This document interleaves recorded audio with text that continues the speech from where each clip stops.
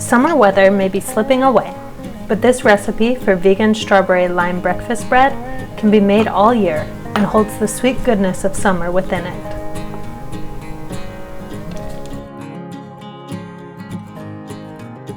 Hi everyone, welcome back to Vegan from Scratch.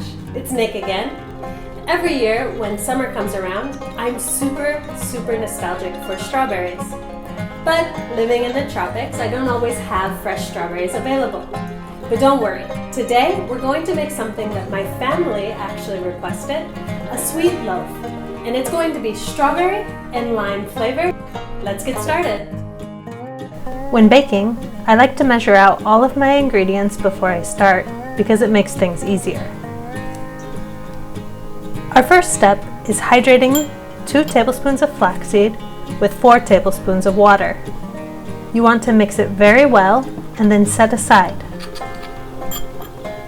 Next, we want to incorporate all of the wet ingredients together so that it's easier and faster for us later. We'll need 3/4 cup of soy milk, a half a cup of vegetable oil, 4 tablespoons of lime juice, a half a teaspoon vanilla, and the zest of 1 lime. Whisk it if you have one, but as you can see, a fork gets the job done well. I prefer lime, but lemon or any other citrus tastes delicious as well. Now it's time to sift all of our dry ingredients together. 1½ cup all-purpose flour, a half a cup of whole wheat flour, 3/4 cup sugar, 1 teaspoon baking soda, and 1/4 teaspoon salt. As you can see, I even sift my sugar, but that's optional. The flour, baking soda, and salt are the most important to sift, so there are no lumps. If you live in a humid climate like me, sifting is very important. The last bits may take a little bit longer because of the sugar, but you can use your hand or just knock it into the bowl. Now comes that sweet summer goodness from frozen strawberries. You'll want to slice about 10 strawberries in total. Keep them frozen until you're ready to use and add them directly to the dry mixture. Stir them in to cover and distribute them well in the flour mixture. Next, add your flaxseed. It should be much thicker now. Working quickly, add the rest of your wet mixture and stir well until there is no more dry showing. Your batter will be thick, but should still fall off of the spoon. The strawberries will release water while baking, so don't add extra liquid unless it's very thick. This is how it should look.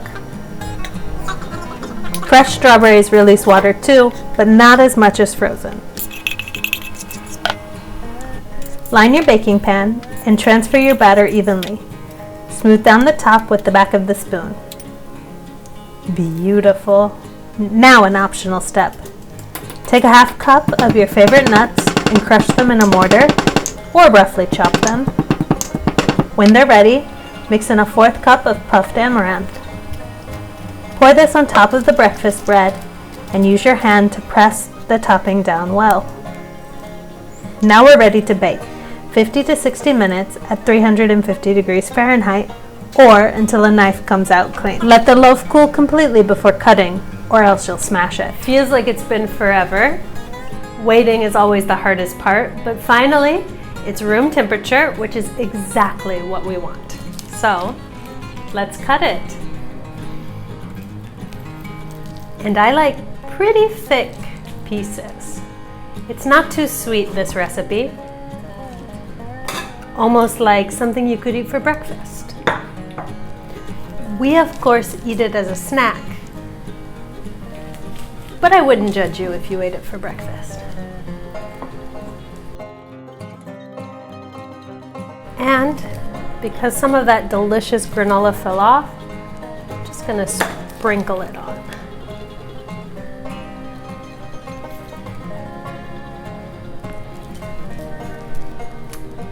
And now it's time to enjoy.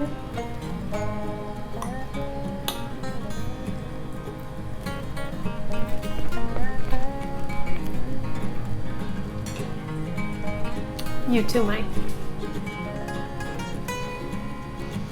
Thank you.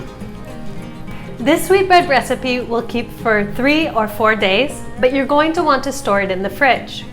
As I mentioned, it does taste best at room temperature. Usually what we do is we take it out of the fridge and pop it into our toaster oven. That way you can have that wonderful warm taste of fresh out of the oven. Thank you so much for joining us today. I hope you make this sweet loaf with all of your fresh or frozen strawberries. Give us a big like and subscribe to the channel because we've got a lot more content coming your way. Thanks so much, everyone. Bye-bye. Hasta luego.